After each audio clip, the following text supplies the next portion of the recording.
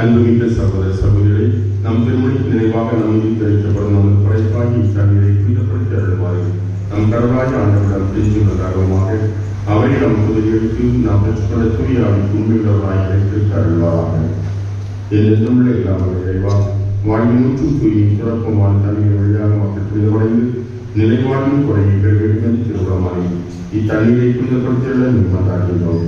ஆண்டவரை 20 நாளாக முதல் காவலை பெற விரும்புகிறோம். வாழ்வழிக்கும் ஒரு அறை ஊற்றினை புதுப்பித்தள்ளும். இத்தண்ணீரினால் உள்ளத்தையும் உடலையும் தீமையாய் திரும்பும் காத்தல்களாகும். இவ்வாறு நாங்கள் தூய இதயத்துடன் அணைவரவும் உமது மீட்பை பெற்றுக்கொள்ளவும் தகுதியோமாக எங்கள் ஆண்டவராகிய கிறிஸ்து வழியாக கொண்டாடுகின்றோம். எல்லாம் வல்ல இறைவா, தன்னை வளர்ந்து ஒப்பிட வேண்டும் என்று இறைவாக்கினரில் சபையாக கசிந்து உமது படைப்பு பொருளாமையை உண்மையும் பயன்படுத்த புனிதப்படுத்தியுள்ள தாழ்மையாக வேண்டுகிறோம். ஆண்டவரை உப்பு கலந்த தன்னை தெளிக்கப்படுகிறதெல்லாம் தீயோனின் தாக்குதல் அனைத்தும் தோல்விட செய்கிறாங்க. உன் தூயாவியார் நிலையாக காத்தல்வாராக எங்கள் ஆண்டவராகிய கிறிஸ்து வழியாக கொண்டாடுகின்றோம்.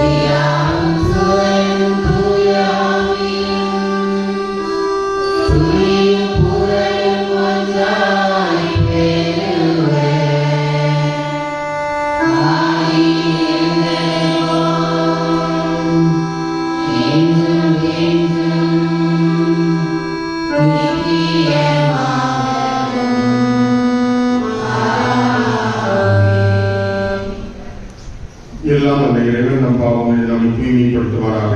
இந்த நற்கருணை கொண்டாட்டத்தின் வழியாக அவர் தம்முடைய ஆட்சியில் விருந்தில் பங்கு கொள்ள நம்மை தகுதி பெற செய்வாராக.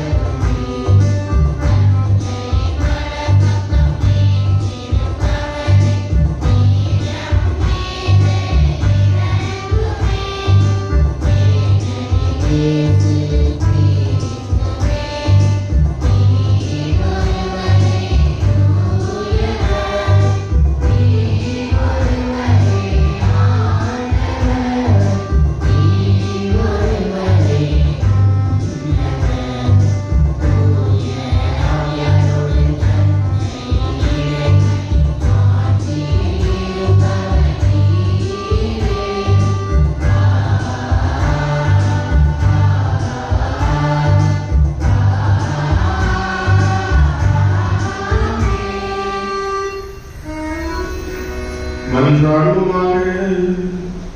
இறைவா விதிக்கப்பட்ட இடங்களுடன் உமக்களையும் மக்களிப்பார்களாக. அதனால் சொந்த மக்களிடம் ஆட்சி மீண்டும் பெற்றுள்ள நாங்கள் உயிரின் நாளுக்காக பேரின்பத்துடனும் உறுதியான எதிர்நோக்குடனும் காத்திருக்க செய்வீராக. உம்மோடு தூயாமையாய் முன்னிட்டு இறைவனாய் என்று வாழ்ந்த ஆட்சி செய்ய ஆண்டவர் உம் திருமகனுமாகிய கிறிஸ்து வழியாகவும் மன்றாடுகின்றோம்.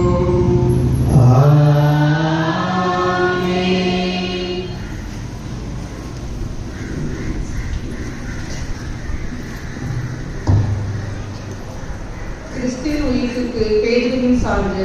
தூய ஆவியால் நிரப்பப்பட்ட புனித பேதுரு எருசலேம் மக்கள் முன்னிலையில் ஆற்றிய முதல் உரையை இவ்வாசகத்தில் கேட்கிறோம். யூதர்களால் சிலுவையில் அறையப்பட்ட இயேசுவை கடவுள் சாவிலிருந்து எழுப்பி அவருக்கு மாற்றி அளித்தார் என்பதை பேதுரு துணிவுடன் பறைசாற்றுகிறார். தாவீது அரசனை இறைவாக்கின்படி கிறிஸ்து சாவிற்கு உட்பட்டவர் அல்ல, அவரை வாழ்வின் அதிபதி என்பதை உணர்த்தும் இவ்வாசகத்திற்கு செயல்படுத்துவோம்.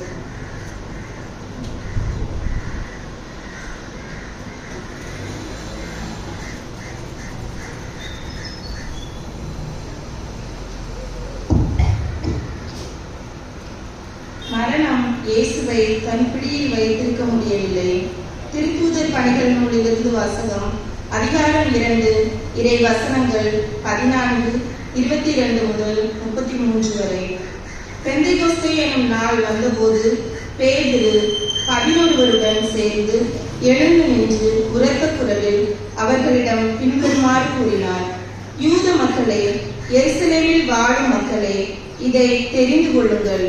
எனது சொற்களை கவனித்து கேளுங்கள். இஸ்ரேல் மக்களே, நீங்கள் இந்த வார்த்தைகளை கேளுங்கள்.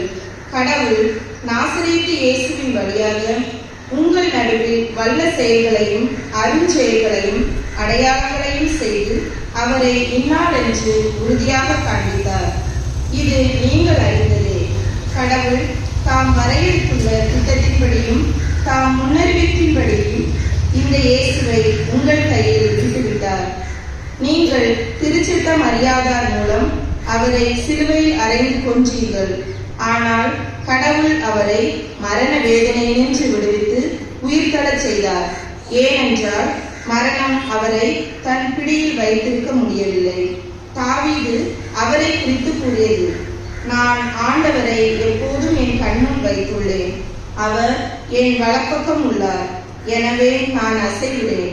இதனால் என் இதயம் பேருவகை கொள்கின்றது, என் நான் மகிழ்ச்சியால் நிறைந்துள்ளது, என் உடலும் எதிர்பார்ப்பில் நிலைத்திருக்கும்.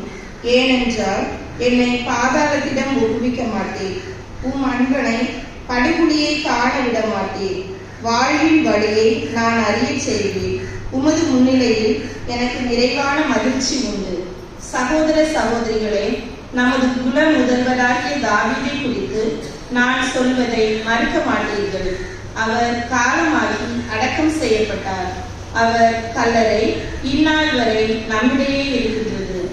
அவர் இறைவாக்கினர் என்பதால் தம் வழித்தோன்றல் ஒருவர் அவரது அரியணையில் வீற்றிருப்பார் என்று கடவுள் உறுதியாக ஆணையிட்டு கூறியதை அறிந்திருந்தார். அவர் கிறிஸ்துவின் உயிர்த்தெழுதலை முன்னறிந்து அவரை பாதாளத்திடம் ஒப்பிக்க மாட்டீர், அவரது உடல் படுகொலியை காண விட மாட்டீர் என்று கூறியிருக்கிறார்.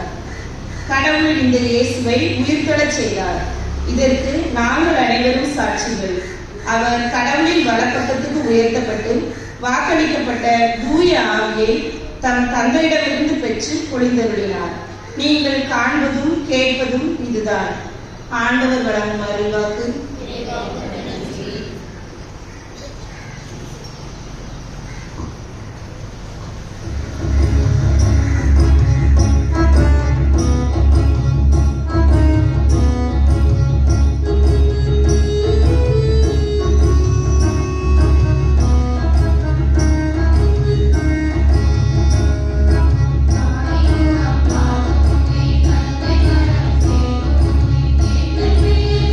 Yeah.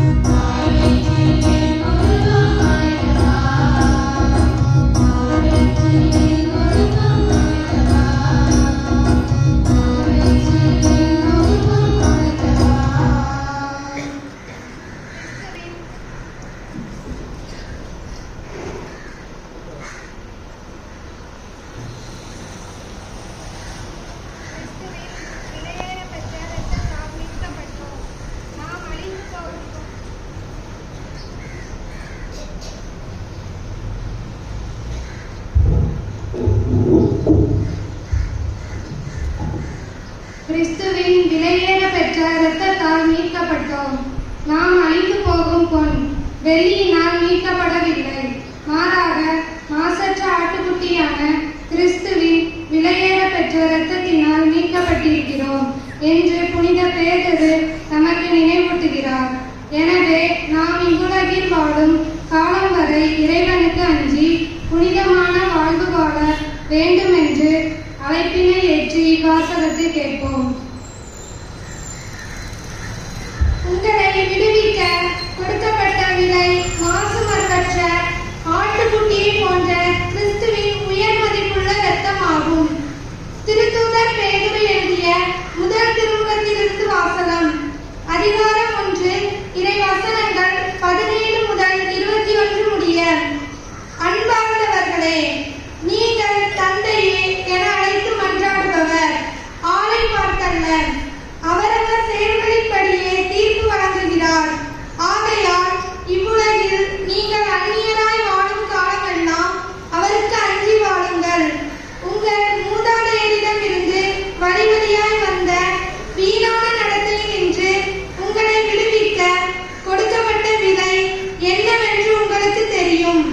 அது பொன்னும் வெள்ளியும் போன்று அழிவுக்கு உட்பட்டதல்ல, மாறாக மாசுமறுவற்ற ஆட்டுக்குட்டியை போன்ற கிறிஸ்துவின் உயர் மதிப்புள்ள இரத்தமாகும். உலகம் தோன்றும் முன்னரே முன்குறிக்கப்பட்ட அவர் இந்த கடைசி காலத்தில் உங்களுக்காக வெளிப்படுத்தப்பட்டார். அவர் வழியாகத்தான் நீங்கள் கடவுள் மீது நம்பிக்கை கொண்டுள்ளீர்கள். இறந்த அவரை கடவுள் உயிர்த்தெழ செய்து பெருமைப்படுத்தியுள்ளார். இதனால் நீங்கள் கடவுளிடம் நம்பிக்கை கொண்டு அவரை எதிர்நோக்கி இருக்கவே இவ்வாறு செய்தார். இது ஆண்டவரின் அருள்வாக்கு.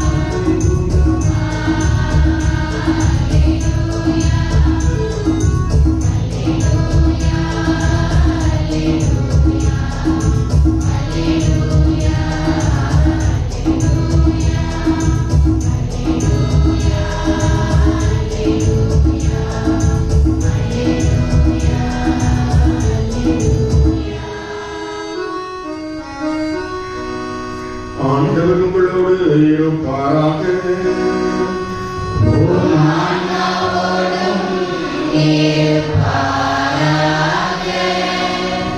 லூக்கா எழுதிய நற்செய்தியிலிருந்து வாசகம்.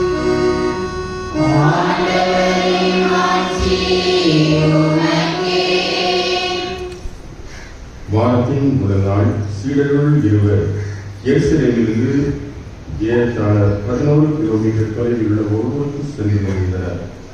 அவ்வூரின் பெயர் எம்மாவு. அவர்களின் நிகழ்ச்சிகள் அனைத்தையும் குறித்து ஒருவரோடு ஒருவர் உரையாடிக் கொண்டே சென்றார்கள். இப்படி அவர்கள் உரையாடிக் கொண்டும் வினவிக் கொண்டும் சென்றபோது இயேசு நெருங்கி வந்து அவர்களோடு நடந்து சென்றார். ஆனால் அவர் யார் என்று அறிந்து உணர முடியாதவாறு அவர்கள் கண்கள் மறைக்கப்பட்டிருந்தன. அவர் அவர்களை நோக்கி, வழிநடுவிலும் நீங்கள் ஒருவரோடு ஒருவர் பேசிக் கொண்டிருப்பது என்ன என்று கேட்டார். அவர்கள் முகமாற்றத்தோடு இருந்தார்கள். அவர்கள் கிளேயோப்பா என்னும் பெண்ணுடைய ஒருவர் அவரிடம் மறுமொழியாக, எருசலேமில் தங்கியிருப்பவர்களுள் உமக்கு மட்டும்தான் இந்நாட்களில் நிகழ்ந்தவை தெரியாதோ என்றார். அதற்கு அவர் அவரிடம் என்ன நிகழ்ந்தது என்று கேட்டார். அவர்கள் அவரிடம், நாசரேத்து இயேசுவை பற்றியெல்லாம் பேசுகின்றோம். அவர் கடவுளுக்கும் மக்கள் எல்லோருக்கும் முன்பாக சொல்லிலும் செயலிலும் எல்லா வல்ல இறைவாக்கினராக திகழ்ந்தார். அவர் இஸ்ரவேலை மீட்கப் போகிறார் என்று நாங்கள் எதிர்பார்த்து இருந்தோம். ஆனால் தலைமை பொருட்களும் ஆட்சியாளர்களும் அவருக்கு மரண தண்டனை விதித்து சிலுவையில் அடைந்தார்கள். இவையெல்லாம் நிகழ்ந்து இன்றோடு 3 நாட்கள் ஆகின்றன. ஆனால் இன்று எங்களை சேர்ந்த பெண்களுள் சிலர் எங்களை மறைப்புக்குள்ளாக்கினர். அவர்கள் விடிய காலையில் கல்லறைக்கு சென்றார்கள். அவருடைய உடலை காணாது திரும்பி வந்து வானதூதரை கண்டதாகவும் இயேசு உயிரோடு இருக்கிறார் என்று அவர்கள் கூறியதாகவும் சொன்னார்கள். எங்களோடு இருந்தவர்கள் சிலரும் கல்லறைக்கு சென்று அப்பெண்கள் சொன்னவாறே இருக்க கண்டனர். ஆனால் அவர்கள் இயேசுவை காணவில்லை என்றார்கள்.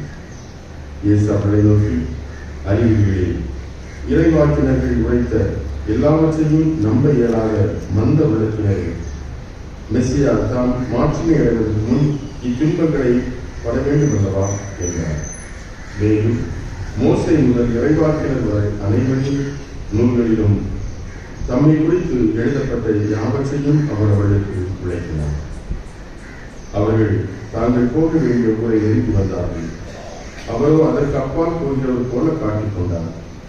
அவர்கள் அவரிடம், எங்களோடு தங்கும், ஏனெனில் மாலை நேரமாயிற்று, பொழுது போயிற்று என்று கூறி கட்டாயப்படுத்தி அவரை இணங்க வைத்தார்கள். அவர் அங்கு தங்குமாறு அவர்களோடு சென்றார். அவர்களோடு அவர் பந்தியில் அமர்ந்திருந்த போது அப்பத்தை எடுத்து கடவுளை போற்றி விட்டு அவர்களுக்கு கொடுத்தார். அப்போது அவர்கள் கண்கள் திறந்தன. அவர்களும் அவரை அடையாளம் கண்டு கொண்டார்கள். உடனே அவர் அவர்களிடமிருந்து மறைந்து போனார். அப்போது அவர்கள் ஒருவரையோடு நோக்கி, வழியிலே அவர் நம்மோடு பேசி மறைநூலை விளக்கும் போது நம் உள்ளம் பற்றி இல்லையா என்று பேசிக் கொண்டார்கள். அந்நேரமே அவர்கள் புறப்பட்டு எருசலேமுக்கு திரும்பி போனார்கள். அங்கே 11 அவர்களோடு இருந்தவர்களும் குழுமி இருக்க கண்டார்கள். அங்கிருந்தவர்கள், ஆண்டவர் உண்மையாகவே இவருடன் நிறுத்தப்பட்டார், அவர் சீமோனுக்கு தோற்றமளித்துள்ளார் என்று சொன்னார்கள். அவர்கள் வழியில் நிகழ்ந்தவற்றையும் அவர் அப்பத்தை பிரித்துக் கொடுக்கும் போது அவரை கண்டுணர்ந்து கொண்டதையும் அங்கிருந்தவர்களுக்கு எடுத்துரைத்தார்கள். ஆண்டவரின் அருள் வாக்கு.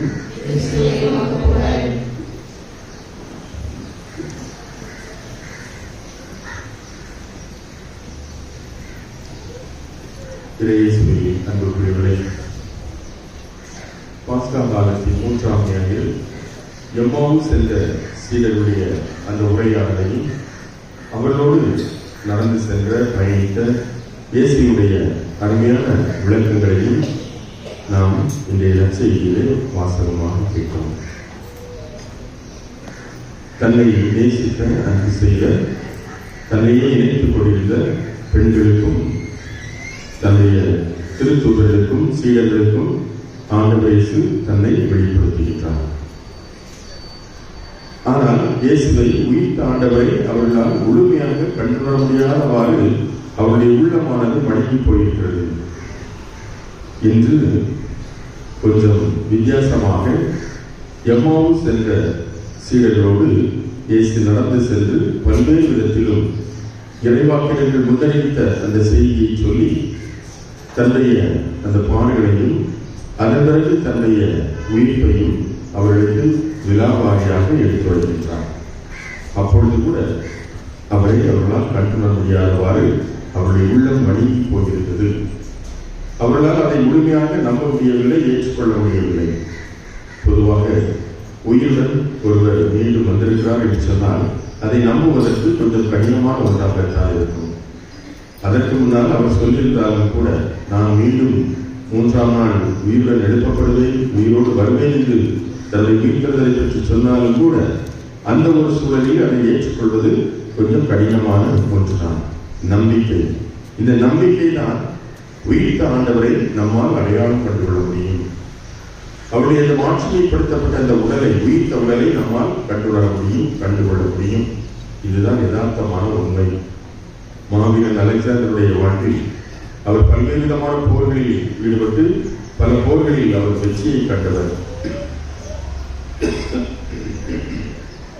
பாரசீக நாட்டின் மீது அவர் போர் தொடுக்கின்றார். பாரசீக மன்னனுடைய அந்த எல்லைக்குள் அவர் நுழைகின்ற பொழுது திடீரென்று நோய்வாய்ப்படுகின்றார்.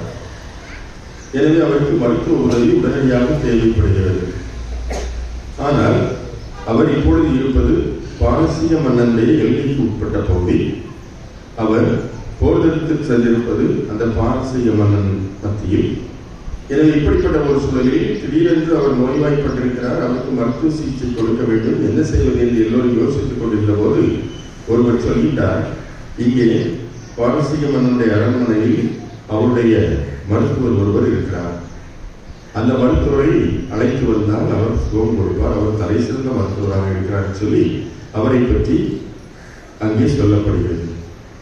எனவே அவரை அழைத்து வருமாறு அலெக்சாண்டர் சொல்கின்றார். அப்பொழுது அலெக்சாண்டருடைய தளபதிகளில் ஒருவர் அவருக்கு ஒரு ஓலைச்சுவடியை அனுப்புகின்றார், ஒரு கடிதத்தை அனுப்புகின்றார். நீங்கள் இருப்பது பாரசீக மன்னனுடைய அந்த இடத்தில், நீங்கள் போர் தொடுத்திருப்பது அவனுக்கும் எதிராகவும் படைகளுக்கு எதிராகவும் போர் தொடுத்திருக்கிறேன். இந்த ஒரு சூழலில் அவருடைய குடும்ப மருத்துவரான அவருடைய அரண்மனையிலே இருக்கின்ற ஒரு மருத்துவரை அழைத்து மருத்துவம் பார்ப்பது என்பது ஆபத்தான ஒன்று. அவர் மருந்து என்கின்ற போர்வையில் நமக்கு விஷத்தை கொடுத்தாலும் ஆச்சரியப்படுவதற்கில்லை. எனவே இந்த ஒரு மருத்துவ சிகிச்சைக்கு நீங்கள் ஒத்துழைக்க கூடாது, நீங்கள் ஏற்றுக்கொள்ளக்கூடாது, அவர் உங்களுக்கு மருத்துவம் பார்க்க வேண்டிய அவசியம் இல்லை என்று அவருக்கு ஒரு கடிதத்தை எழுதி அனுப்புகின்றார். அலெக்சாண்டர் அதை பத்திரமாக வாங்கி வைத்துக் கொள்கிறார். அங்கே அந்த மருத்துவர் அழைத்து வரப்படுகிறார். அவருக்கு சிகிச்சை கொடுக்கப்படுகிறது, அவருக்கு மூலிகை மருந்துகள் கொடுக்கப்படுகிறது. அந்த நோய்க்கு என்ன மருத்துவம் தேவையோ அந்த ஒரு மருத்துவமானது அவருக்கு பார்க்கப்படுகிறது. மன்னனும் அந்த மருத்துவர் கொடுத்த மருந்தை இன்பத்தோடு வாங்கி குடிக்கின்றார். எந்த விதமான கலவரமும் அவருடைய முகத்தில் தெரியவில்லை. பாரசீக மன்னனுடைய அரண்மனையில் இருக்கிற அந்த மருத்துவர் கொடுத்த அந்த மருந்தை அவர் வாங்கி அருந்துகின்றார். அதை வாங்கி அருந்திய பிறகு அந்த மருத்துவரை அழைத்து தனக்கு தன்னுடைய தளபதி கொடுத்த அந்த ஓலைச்சுவட்டை, அதாவது கடிதத்தை கொடுக்கிறார். அந்த மருத்துவர் அதை வாசித்து பார்க்கிறார். அதில் இவரிடம் மருத்துவம் பார்க்கக்கூடாது என்று சொல்லி அவருடைய தளபதி ஒருவர் எழுதியிருக்கிறார். இப்படிப்பட்ட ஒரு சூழலில் இந்த மருத்துவர் அந்த அரசனை பார்த்து, அலெக்சாண்டரை பார்த்து கேட்கின்றார், உங்களுடைய மெய்காப்பாளர்களில் ஒருவரான உங்களுடைய படைத்தளபதிகளில் ஒருவர் இந்த ஒரு ஓலைச்சுவட்டை எழுதி அனுப்பியிருக்கிறார். அப்படி இருந்தும் துணிந்து என்னிடம் மருத்துவம் பார்த்தீர்களே, அதற்கு காரணம் என்ன என்று கேட்கின்ற பொழுது, நம்பிக்கை. நான் இங்கே அழைத்து வந்தது ஒரு மருத்துவரை, அவர் உயிரை காப்பாடைய உயிரை எடுக்க மாட்டார். இந்த ஒரு நம்பிக்கை என்னிடம் இருந்தது. அந்த அசைக்க முடியாத நம்பிக்கை தான் பலரும் என்னை எச்சரித்த போதும் கூட, என்னுடைய மெய்காப்பாளர்களில் ஒருவராக படை தளபதி ஒருவரை எச்சரித்த போதிலும் கூட அதை பற்றியெல்லாம் நான் கவலைப்படாமல் நம்பிக்கையோடு நீ கொடுத்த மருந்தை அது மருந்துதான் என்று சொல்லி நம்பிக்கையோடு அருந்தினேன் என்று சொல்லினார். அந்த ஒரு நம்பிக்கை அவருக்கு சுகம் கொடுத்தது.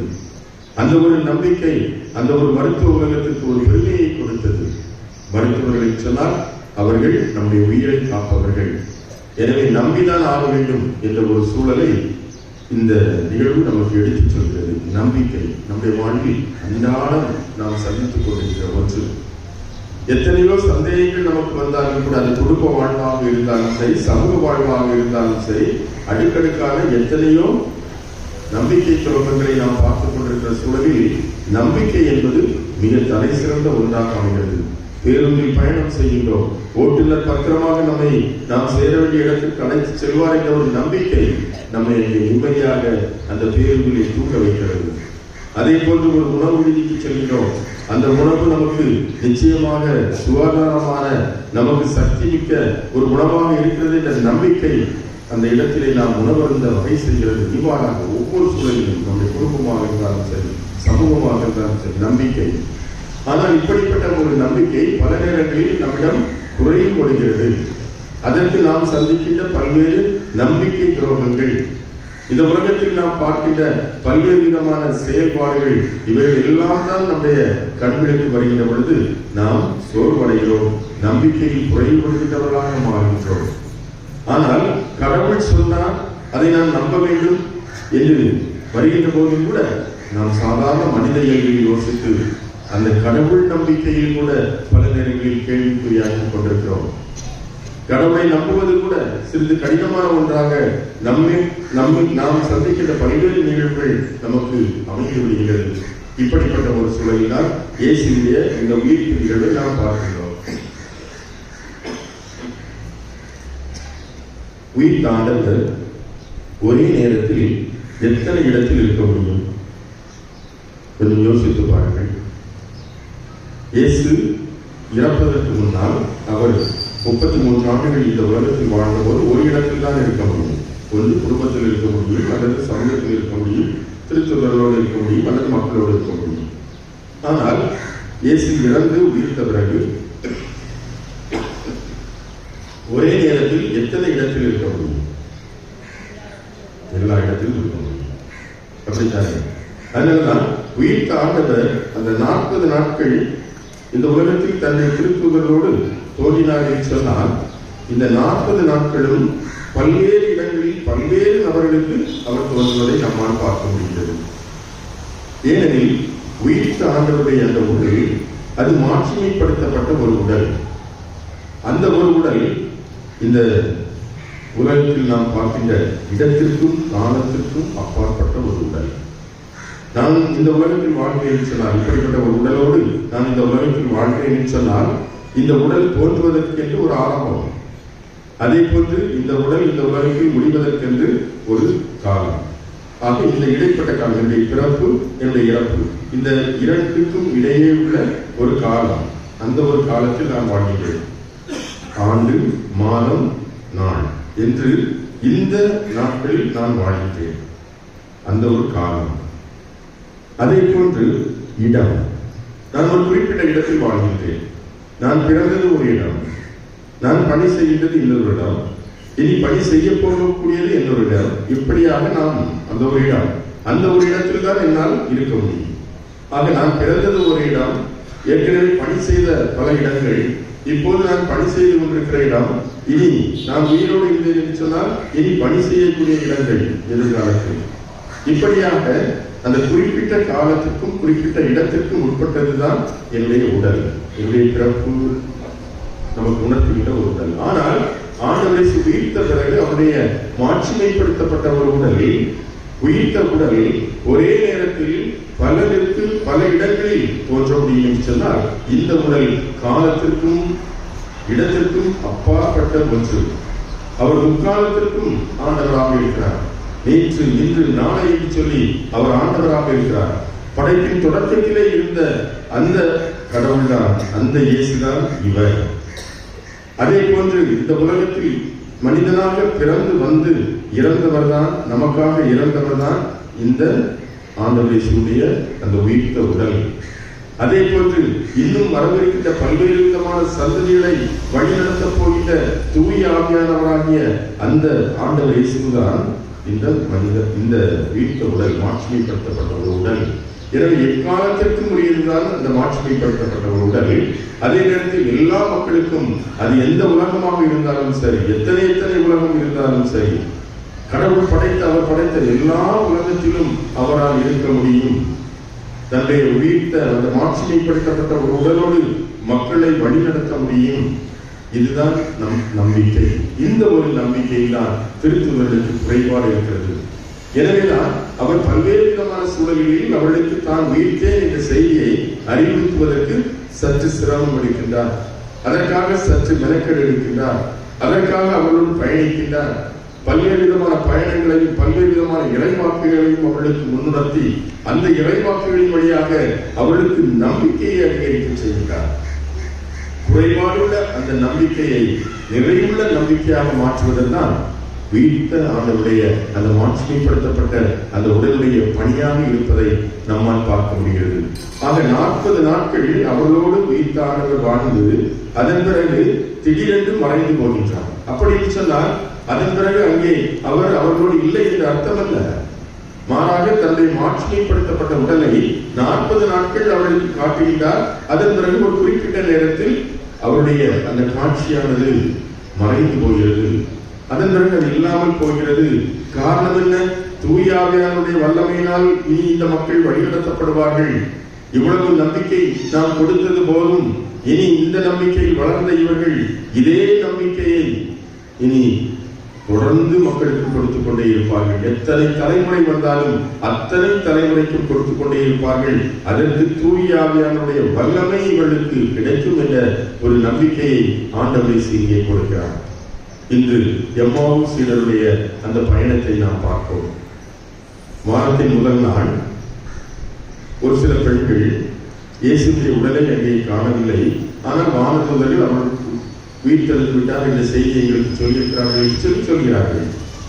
அதன் பிறகு இயேசுவோடு வாழ்ந்த அந்த திருத்தூதர்களில் ஒரு சிலரும் அவர் உடல் அங்கே இல்லை, ஆனால் உயிர்த்து விட்டார், ஆனால் அவரை நாங்கள் காணவில்லை என்ற செய்தியை சொல்கிறார்கள். ஆக இங்கே எம்மாவூஸ் சென்ற இந்த 2 சீடர்களுக்கும் நம்பிக்கை குறைபாடு வருகிறது. ஐயோ, அவருடைய உடலை காணவில்லை, ஆனால் உயிர்த்ததாக சொல்கிறார்கள், என்ன நடக்கிறது என்றே தெரியவில்லை என்று சொல்லி நம்பிக்கையற்றவர்களாக இனி எருசலேமில் இருப்பது நமக்கும் ஆபத்து, எருசலேமில் இருந்தால் அது நல்லதல்ல என்று சொல்லி அவர்கள் வேகமாக அவர்கள் சொந்த இடத்துக்கு அல்லது எம்மாவுக்கு அவர்கள் பயணம் செய்கின்றார்கள். ஆக ஏறக்குறைய அந்த 9 மணிக்கு, காலை 9 மணிக்கு அவர்களுக்கு இந்த செய்தி கிடைத்தவுடன் அவர்கள் பதற்றத்தோடு வேகமாக எம்மாவு நோக்கி பயணிக்கிறார்கள். அந்த 11 கிலோமீட்டரையும் அவருடைய அந்த பதற்றம் எல்லாமே சேர்ந்து ஏறக்குறைய மாலை நேரத்தில் அவர்கள் அந்த எம்மாவு சென்றடைகிறார்கள். அப்போது இயேசு அவர்களோடு வழிநடத்துகிறார். அவர்கள் இயேசுவை பற்றி முழுக்க முழுக்க விவாதித்துக் கொண்டும் இறங்கிக் கொண்டும் சென்று கொண்டிருக்கிறார்கள். ஒருவருக்கு ஒரு கேள்வி கேட்டு அந்த கேள்விக்கு பதில் சொல்லி இவ்வாறாக அவர்கள் குழம்பி போய் தங்களுக்கு தெரிந்ததையும் தெரியாததையும் அவர்கள் பேசிக்கொண்டே உரையாடலாக அவர்கள் ஏற்படுத்திக் கொள்கிறார்கள். இயேசுவும் அவர்களோடு வழிநடத்தி சென்று மெதுவாக பேச்சுக் கொடுக்க ஆரம்பிக்கிறார். எதை பற்றி நீங்கள் விவாதித்துக் கொண்டு வருகிறீர்கள்? உடனே அவங்களுக்கு ஒரு கோபம் வருது. இந்த உலகத்தில் உலகம் மட்டும்தான் உண்மை தெரியாது போதும், எல்லாரும் அதை பற்றி தான் பேசிட்டு இருக்கோம், இயேசுவை பற்றி தான் நாங்கள் பேசிட்டு இருக்கோம். அவரை அநியாயமாக கொன்று போட்டார்கள். அவர் இஸ்ராயல் மக்களை மீட்பார் என்று நாங்கள் எதிர்பார்த்தோம், அவரோடு எதிர்பார்த்திருந்தோம். ஆனால் அவரை பிடிக்காத தலைமை குழுக்களும் பரிசேயர்களும் அவரை கொன்று போட்டார்கள். ஆனால் அவர் கடவுளுக்கும் மக்களுக்கும் உகந்த விதத்தில் தான் வாழ்ந்தார், நல்லதை செய்தார், நல்லதை போதித்தார். ஆனால் அவர்கள் அந்த செயலை பிடிக்காத பலர் அவர்களின் பொறாமை கொண்டு அவரை கொன்று போட்டார்கள். இதோடு அது 3 நாட்கள் ஆகிறது.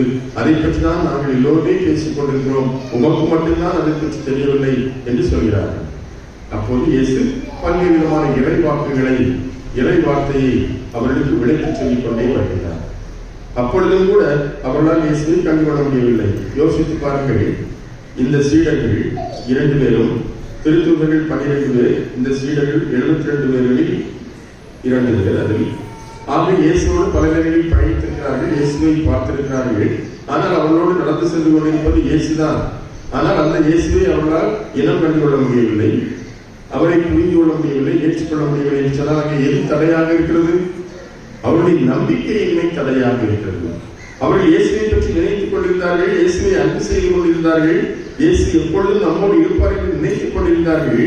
ஆனால் இயேசு அவர்களோடு நடக்கின்ற பொழுது அவர் உண்மையிலேயே சொன்னதை அவர் செய்வார், அவர் உண்மையிலேயே உயிரோடு மீண்டும் வருவார் என்பதை நம்ப அவர்கள் சிறிது தயங்குகிறார்கள். அந்த நம்பிக்கை தயக்கம்தான் உயிர்த்த ஆண்டவருடைய உடலை அவர்களால் கண்டுகொள்ள முடியவில்லை.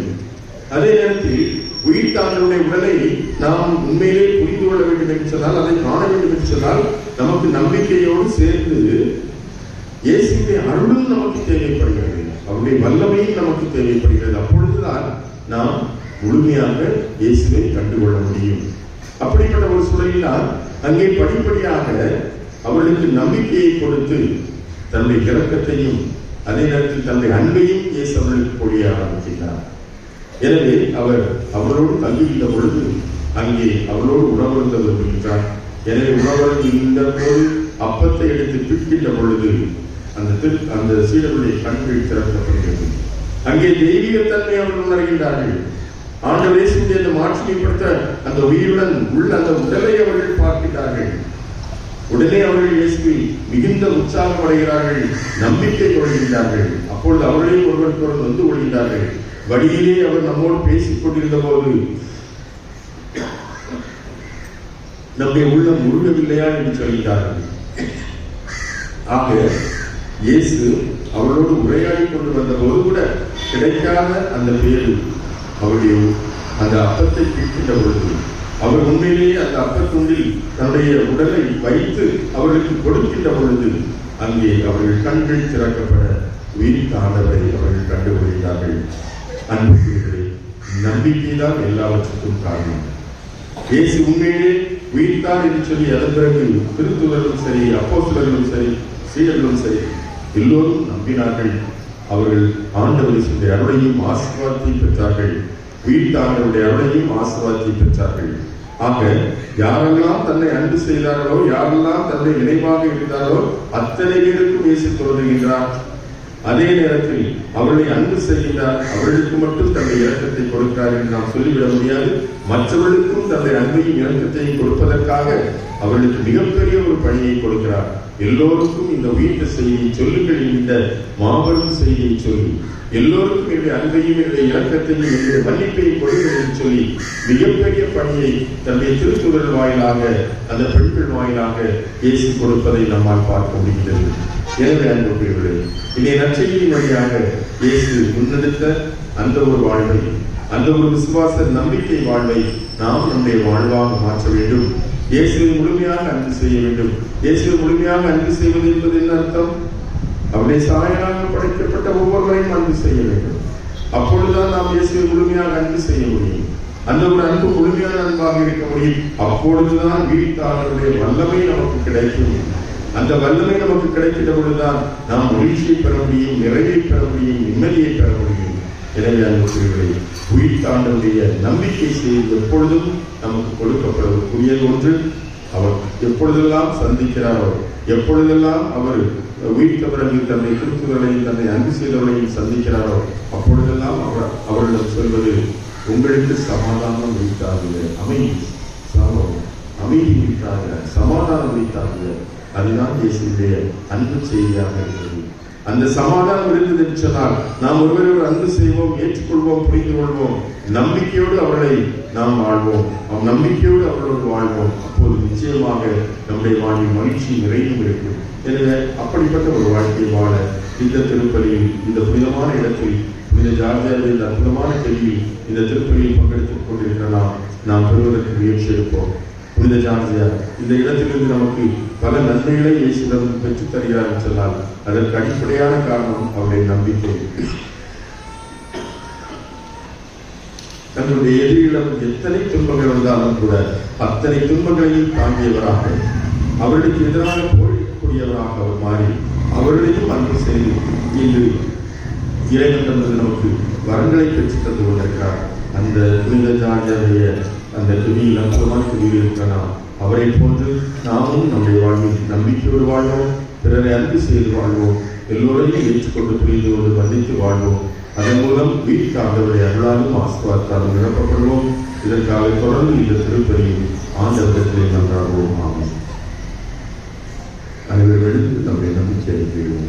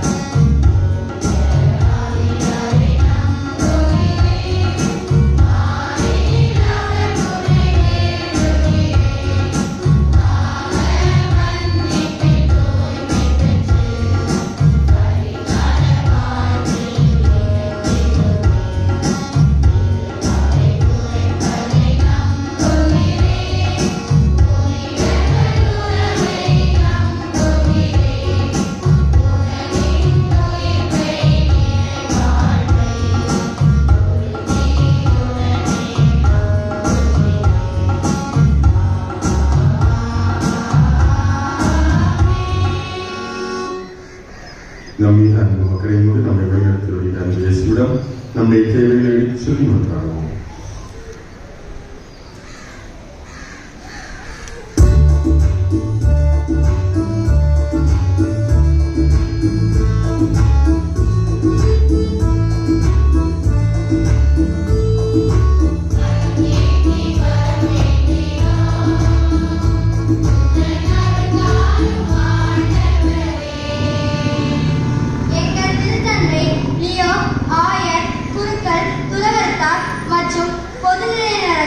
நாங்கள் அனைவரும் அச்சங்கள் அனைத்திலிருந்தும் விடுதலை பெற்றவர்களாய் கடவுள் இயேசுவை உயிர்த்தெழச் செய்தார்.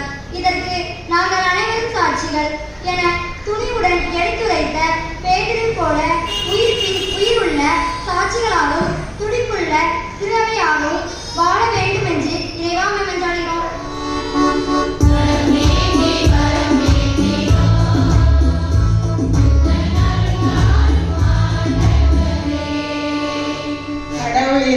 வலப்பக்கத்துக்கு உயர்த்தப்பட்டு வாக்களிக்கப்பட்ட தூய ஆவியை தம் தந்தையிடமிருந்து பெற்றுத்தர வல்லவரான உயிர்த்த இயேசு உலகின் தலைவர்கள் அனைவரையும் பகைமை, வன்மம், வெறுப்பு போன்ற பாதாளங்களில் இருந்து தூக்கிவிட்டு போர்கள் இல்லா அமைதியான சூழலுக்கு அழைத்து செல்ல வேண்டுமென்றும் அனைத்து விதமான நெருக்கடிகளில் இருந்தும் இந்த உலகு விடுதலை பெற வேண்டும் என்றும் இறைவா உம்மை மன்றாடுகிறோம்.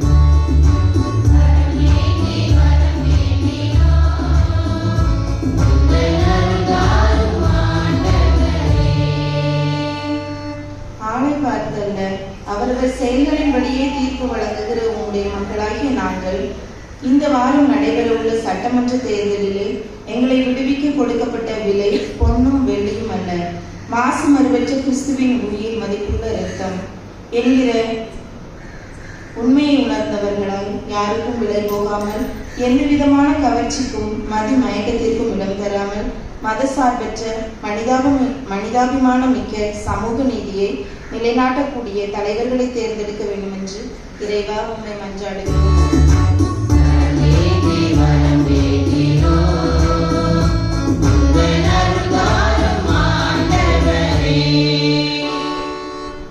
இங்கே கூடியுள்ள அனைவரும் இறை திட்டத்தையும் இறைவனின் வல்ல செயல்களை உணர இயலாத மந்த உலகத்தினர்கள் இல்லாமல் இறை வார்த்தையும் திரு அப்பமும் விடப்படுகிற திருப்பலியில் உண்மை முழுமையாக கண்டுணரவும் எம்மோடு தங்கும் என வேண்டி உம்மை எப்பொழுதும் எங்கள் வாழ்க்கையில் கொண்டு வாழவும் நாங்கள் கண்டுணர்ந்த உண்மையில் பிறரோடு பகிரவும் வேண்டுமென்று இறைவா இம்மை மன்றாடுகிறோம்.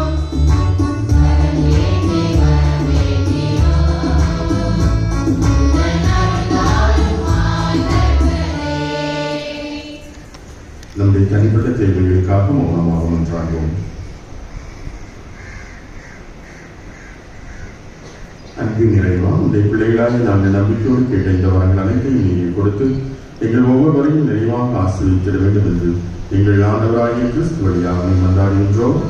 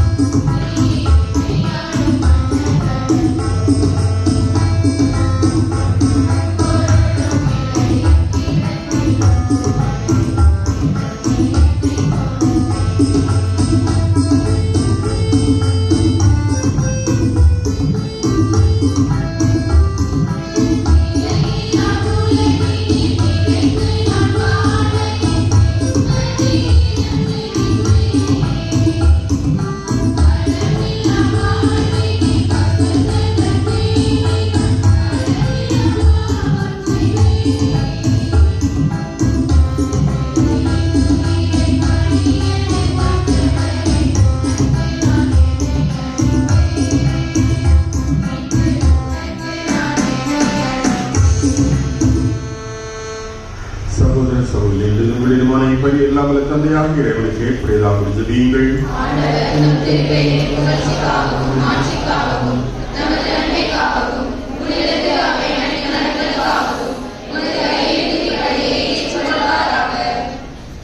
ஆண்டவரே, அக்களிப்புறும் திருவாவையின் காணிக்கைகளை ஏற்றுக்கொள்ள வேண்டுகின்றோம். இப்பெரும் மகிழ்ச்சிக்குரிய காரணத்தை நீ தந்திருப்பதால் அதன் பயனாகிய முடிவில்லா பேரின்பத்தையும் எங்களுக்கு அருள்வீராக. எங்கள் ஆண்டவராகிய கிறிஸ்து வழியாக உம்மை மன்றாடுகின்றோம். ஆண்டவர் உங்களோடு இருப்பாராக.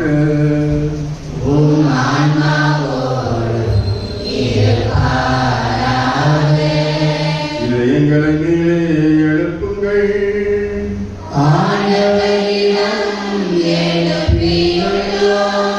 நம் இறைவனாகிய ஆண்டவருக்கு நன்றி கூறுவோம்.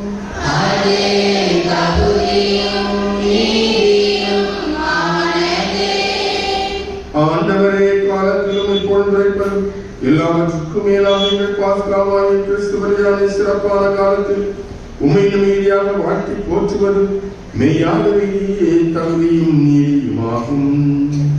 எங்கள் கடமையும் மீட்புக்குரிய செயலுமாகும்.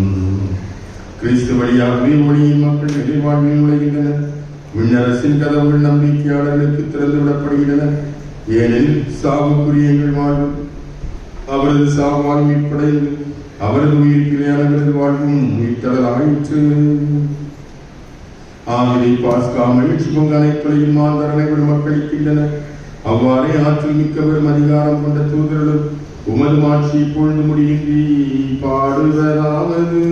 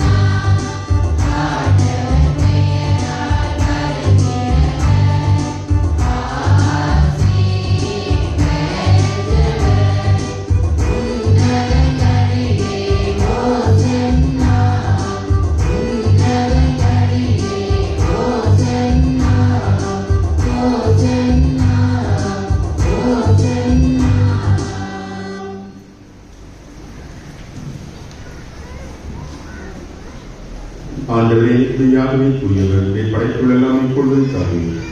ஏனெனும் திருமகனாகிய ஆண்டவரே கிறிஸ்து வழியாக தூயாவியாரின் ஆற்றலால் அனைத்தையும் இழுத்து தூய்மைப்படுத்துகிறேன். கதவன் தோன்றி மறை வரை உமது பெயருக்கு தூய காணிக்கை கொடுக்குமாறு உமக்கர மக்களை பேராக சேர்த்து வருகிறேன். எனவே ஆண்டவரை உமக்கு அர்ப்பணிக்க நாங்கள் கொள்வதை காணிக்கைகள் அதை ஆவியால் தூய்மைப்படுத்தி உண்மை தாழ்வுடன் வந்தாடுகிறோம். இவ்வாறு திருமகனாகிய ஆண்டவரே கிறிஸ்துவின் உடலாகவும் இரத்தமாகவும் எங்களுக்கு உதவியானவராக அவர் பணித்தவாறே மறை நிறுவனை கொண்டாடுகின்றோம்.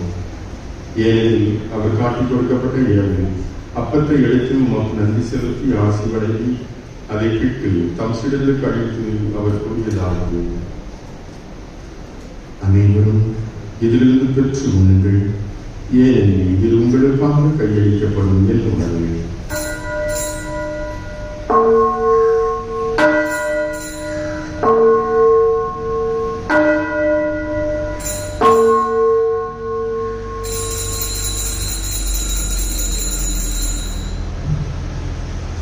அவர் நம்மை இரவு விருந்து அறிந்தையும் பின்னத்தை எடுத்து உமக்கு நன்றி செலுத்தி ஆசி வழங்கி அதை தம் சிடலுக்கு அழித்து அவர் கூறியதாவது: அனைவரும் இதிலிருந்து பெற்று பழகுங்கள், ஏனெனில் புதிய நிலையான உடன்படிக்கைக்குரிய இரத்தத்தின் கிண்ணம் இது பாவம் நீக்கிக்கொண்டு உங்களுக்காகவும் பலருக்காகவும் சிந்தப்படும். இதை நினைவாக செய்யுங்கள்.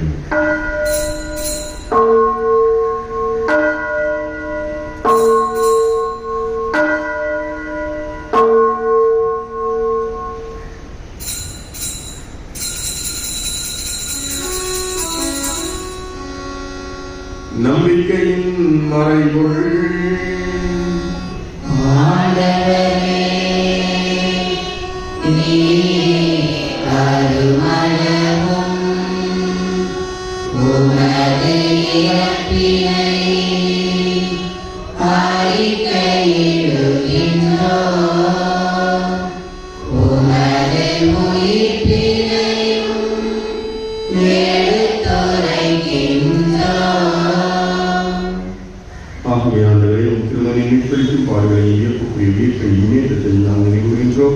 இவர் மீண்டும் வருவார் என்று பார்த்துட்டு நாங்கள் சொந்தமான வீரபலியை அன்று செலுத்தி மொக்கப் கொள்கிறோம்.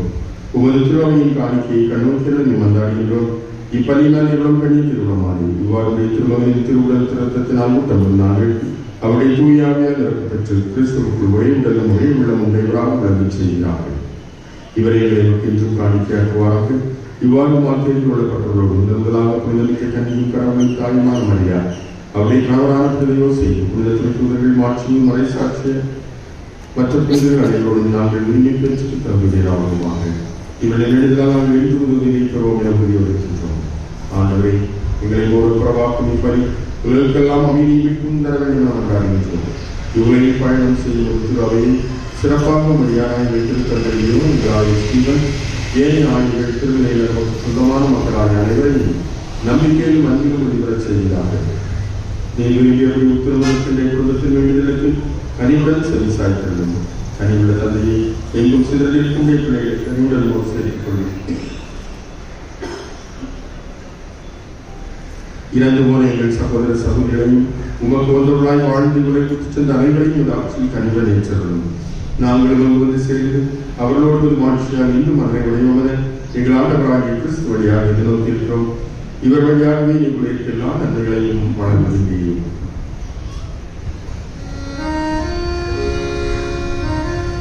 இவர் வழியாக இவரோடு இவரே எல்லாம் வல்ல இறைவனாகிய தந்தையே தூயாவியாரின் ஒன்றிற்கு எல்லா புகழும் ஆட்சி என்றென்றும் உமக்கு உரியதே.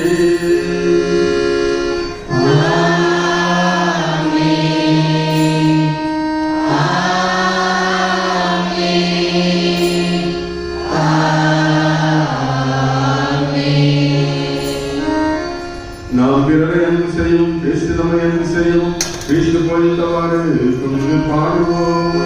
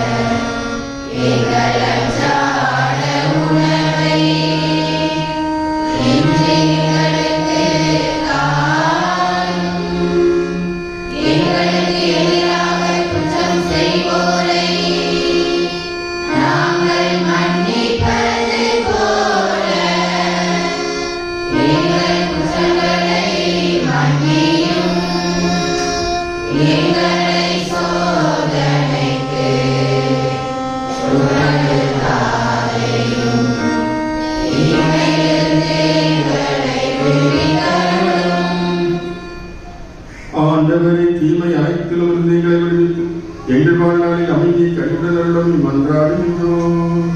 உமது இரக்கத்தின் உதவியால் நாங்கள் பாவத்திலிருந்து எப்போது விடுதலை பெற்று யாதொரு கலக்கமும் இன்றி நலமாயிருப்போமாக. நாங்கள் இது நோக்கியிருக்கும் ஏற்றத்திற்காகவும் எம்மிற்றாய் இயேசு கிறிஸ்து வருகைக்காகவும் காத்திருக்கின்றோம்.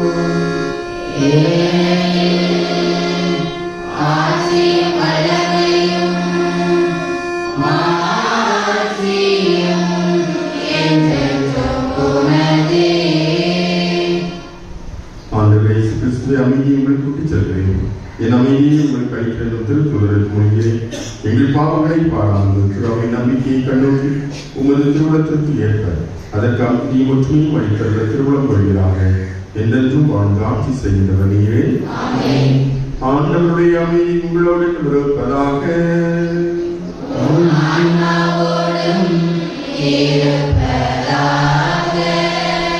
ஒரு ஒருவருக்கொருவர் கிறிஸ்துவில் அமைதியை மகிழ்ச்சியுடன் அறிவித்துக் கொள்வோம்.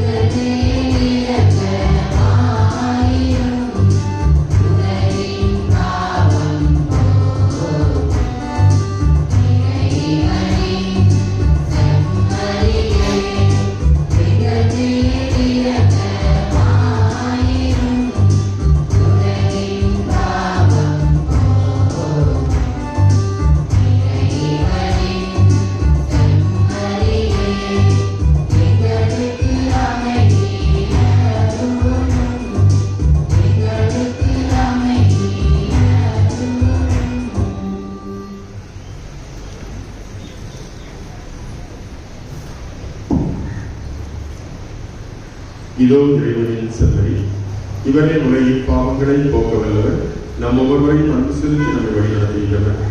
விருதுக்கு அழைக்கப்பட்ட நாம் அனைவரும் தேர்ந்தெடுப்போம்.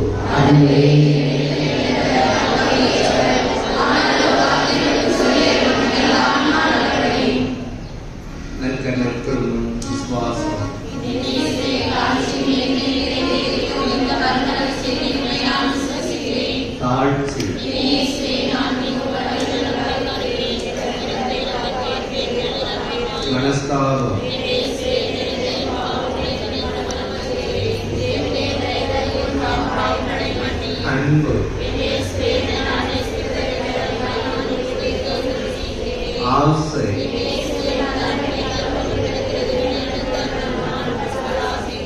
பிறருக்காக நெடுஞ்சபம்,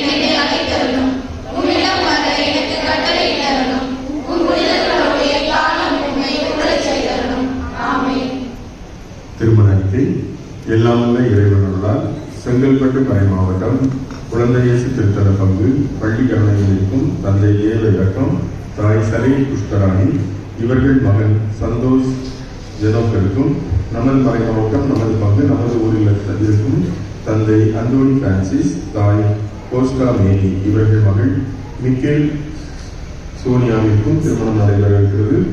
இது இரண்டாவது அறிக்கை. இந்த திருமணத்தில் உள்ள விக்கனங்களை அறிந்தவர்கள் பங்கு தந்தைக்கு தெரிவிக்க வேண்டியது கடமை.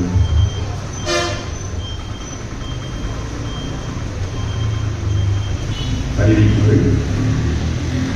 இன்று மறைக்கல்வி வகுப்புகள் நடைபெறாது. இன்று மாலை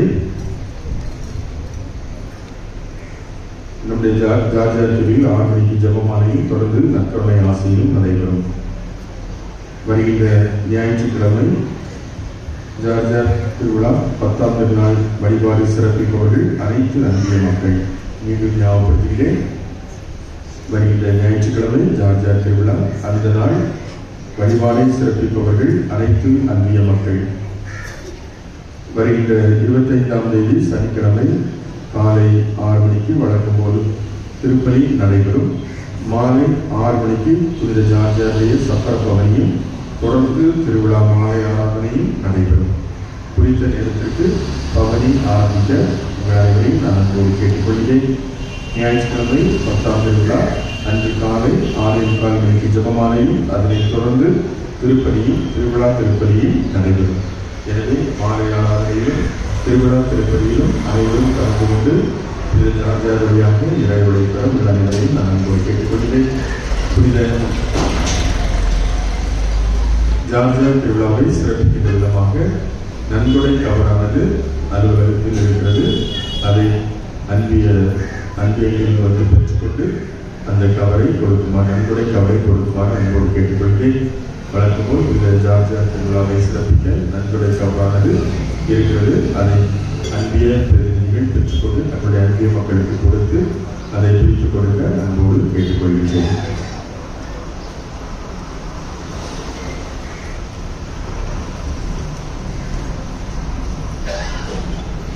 அன்று இரவு 10ஆம் திருவிழா அன்று மாலை 7 மணிக்கு மாலை 6 மணிக்கு ஜெபமாலையும் அதனைத் தொடர்ந்து நற்கருணை ஆசையும் நடைபெறும்.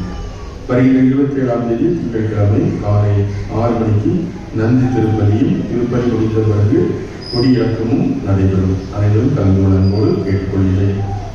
அன்பாகவே நவநாட்களில் தினமும் காலை 5:45 மணிக்கு ஜெபமாலையும் அதனைத் தொடர்ந்து திருப்பலியும் நடைபெறும். எனவே குறித்த நேரத்திற்கு ஜெபமாலையை ஆரம்பிக்க உங்கள் அனைவரையும் நான் அன்போடு கேட்டுக்கொள்கிறேன்.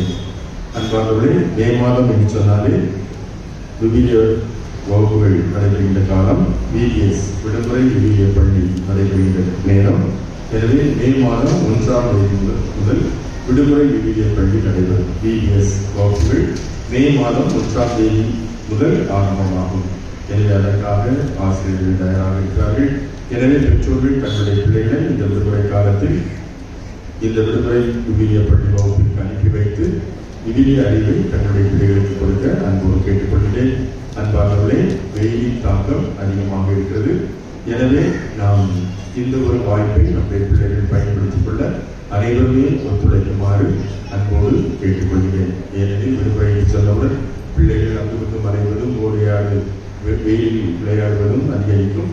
ஆனால் இப்பொழுது இருக்கின்ற வெயில் உச்சகட்டத்தில் இருக்கிறது. இன்னும் போக போக அது அதிகரிக்கத்தான் செய்யும். எனவே நாம் பாதுகாப்பாக பத்திரமாக இருப்பது நல்லது.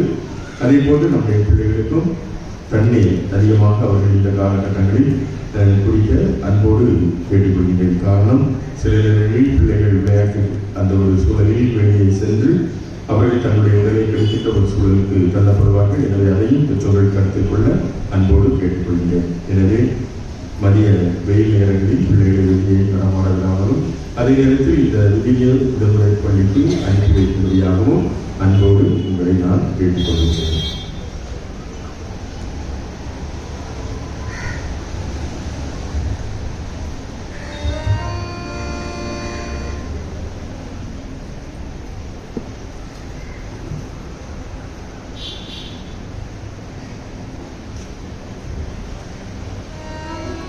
அவர் அப்பத்தை கேட்கும்போது சீடர்கள் ஆண்டவர் இயேசுவை கண்டுணர்ந்து கொண்டார்கள். அல்லேலூயா. மன்றாடுவோமாக.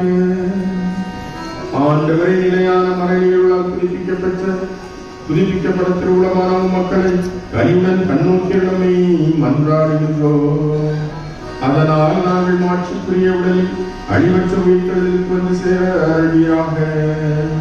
எங்கள் ஆண்டவராகிய கிறிஸ்து வழியாக உம்மை மன்றாடுகின்றோம்.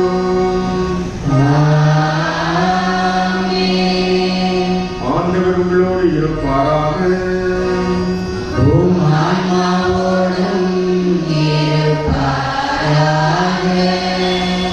எல்லாம் வல்ல இறைவன் தந்தை மகன் தூயாவியர்களை ஆசீர்வதிப்பாராக.